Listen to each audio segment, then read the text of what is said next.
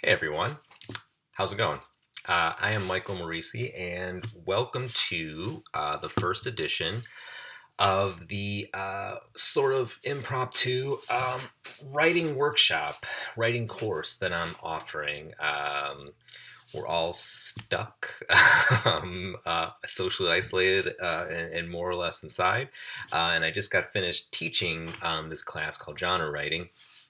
So I figured this would be a fun way for all of us to kill some time and also to learn a little bit, to have some fun and learn a little bit and talk a little bit about writing. So, if you're not familiar with who I am, first and foremost, let me say I am Michael Moreci again. I'm a comic book author and novelist. Some of my novels include Black Star Renegades and its sequel, We Are Mayhem. My comics, I've done a lot. I've been lucky to do a lot. I've written for Disney, DC. I write currently for Star Wars. I've done a lot of Star Wars. It's my one of my number one passions in life. I have a Clone Wars series that ties into the animated series. Come out in April. Maybe you know my stuff from Vault Comics. I've worked on Wasted Space, is a series that's going right now. The Plot is a series that's going right now. Currently doing Hexagon from Impact Theory, an all ages comic, and Archangel 8 from the newly launched AWA Studios, which is kind of like a Punisher Hellblazer thing. But anyway, I've done some stuff. I've been teaching for a while, so I figured let's do this. I'm trying to keep these classes around 5-ish, 10-ish minutes to make them kind of micro and just do a series and see where it takes us. I'd love to see your guys' feedback. You can always comment like in the bottom. This is going to be on the, I almost said the YouTube. This is going to be on YouTube. And if there's stuff that you want to see, if there's stuff you want me to tackle, you want me to talk about, resources that you think would be beneficial or useful, share with me. We're kind of, like I said, even though I'm basing this off my recent class, we're kind of winging it as we go. And mostly, for the most part, I'm here for you guys. I'm here to get you hopefully what you need, and get you writing, get you thinking about how to craft story, how to craft your story, most importantly. So the first thing that I want to talk about today is something that we always think about, writing, storytelling, etc. We always talk about is world building. Now, world building to me is a really tricky thing to talk about. It's a tricky thing to discuss because when you think about world building, now a lot of people, I'm sure a lot of writers are going to have different definitions and different takes and thoughts. But when you think about world building, it's kind of not confusing, but it's, like I said, tricky to think about like what the definition of world building is. Is it limited to just the world? Is it just specifically if you're looking at science fiction or fantasy in particular? Are you talking about the actual world in which the story takes place? Like I always go back to Star Wars, but the Star Wars world, a galaxy that has numerous planets that all are luckily you breathable air. So that was really fortunate. And all the planets have unique characteristics, things like that. If you're looking at fantasy, something like, and we'll talk about those a little bit, something like Mistborn from Brandon Sanderson, which is a far more complex world that has very specific details in which the world functions.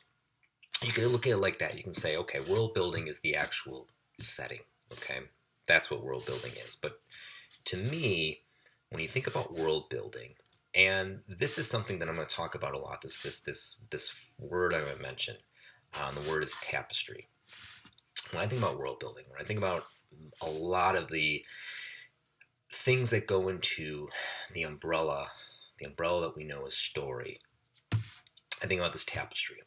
And it's a tapestry in which the components are weaved together to form a unified whole.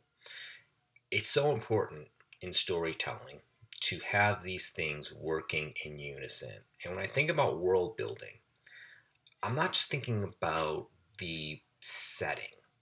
I'm thinking about character. I'm thinking about plot. I'm thinking about theme. Think about how all these things are working together to form this tapestry, to form this unified whole.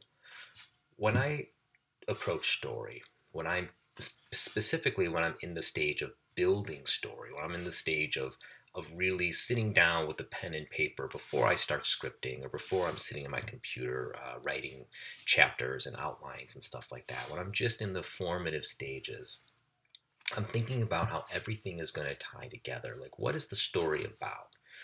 Who are the characters in the story, and what role do they play that bring out what the story is about?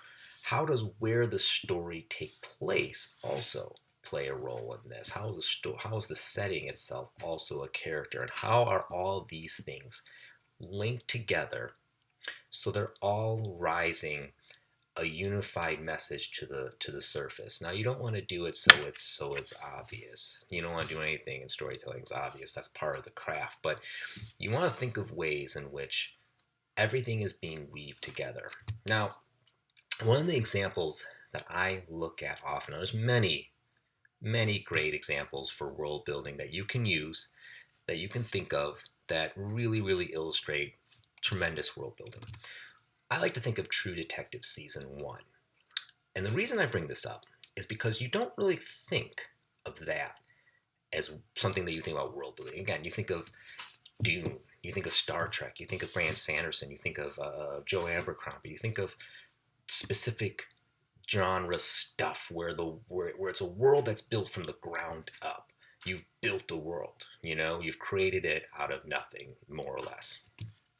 But when you're thinking about it in a different lens, when you're thinking about it in terms, like I said, when you're thinking about it in terms of building a tapestry, when I think about True Detective Season 1, so specifically and so great, is that the season, the way that functions, it takes place in Louisiana. You get a lot of stuff, a little bit urban locations, a lot of bayou, a lot of like these rural areas, these kind of hidden places. And the great thing about season 1 of True Detective, the great thing about this show is that it's taking place in a real place.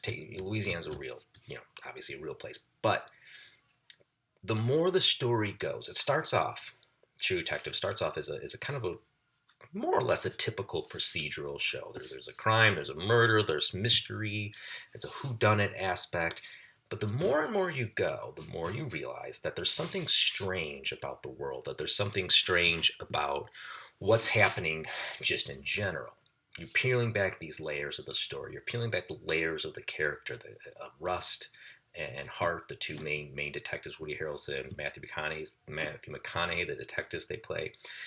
And what's cool about the world, when you think about the world, is that the world gets stranger too. You go to these places that are very weird. You start seeing it in the world, like the totems, the sticks. You start hearing about this place called Carcosa, which is a cosmic horror term. If you're familiar with Lovecraft and such, and the Yellow King and things like that, you're familiar with that. So it's not something new. But the thing is, they build the world in a way. I'm going to try to turn the light really fast, see if that makes this a little bit. Is that washed out? That's a little better. Let's do that. So I feel like I had a Bob Ross moment right there. I was like, let's put a little tree in there.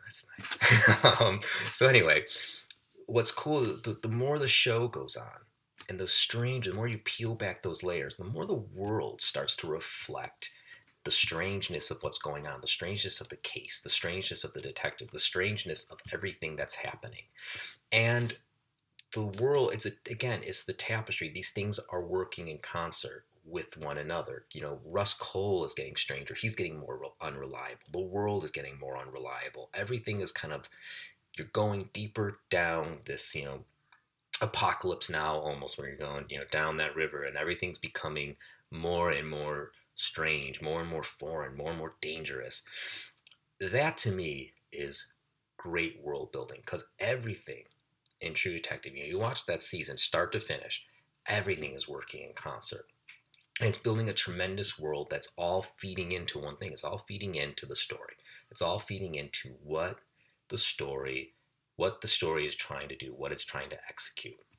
You can say the same thing for, if you want to see a master, you're looking at genre stuff, and I mentioned before, a master of world building, Brandon Sanderson. Look no further.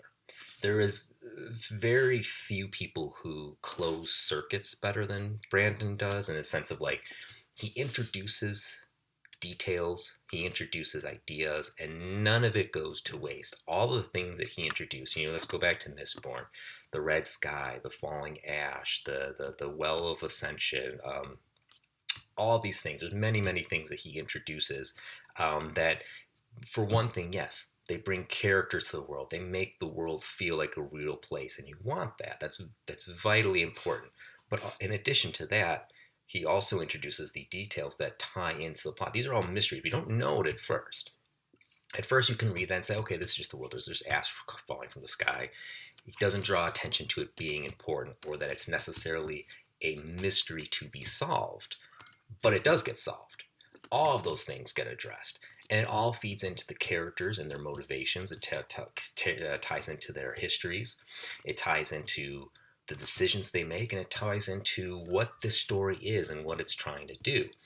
That is really part of the brilliance of the way that he builds worlds. And it's really, really important the way he does that, and the way, again, everything funnels into a single thing, which is telling a cohesive story in which everything is working together to bring this story together. You don't want to have like things dangling. You don't want to have stuff that's not part of the tapestry.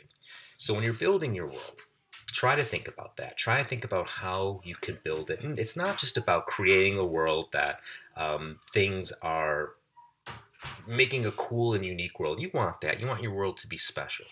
But almost just as important as that, you might hear my son crying in the background. My wife's taking care of that, so don't be alarmed.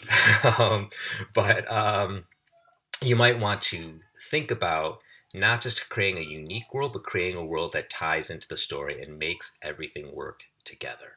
So that's the first lesson for today. I've got more stuff lined up. I'm trying to do this every week, maybe twice a week since they're short. But again, feel free to comment, feel free to suggest, feel free to ask for stuff, and I'm happy to address it as much as I can. And hope everyone's doing well out there. Hope everyone's staying safe, cautious, occupied, and I will talk to you soon. All right.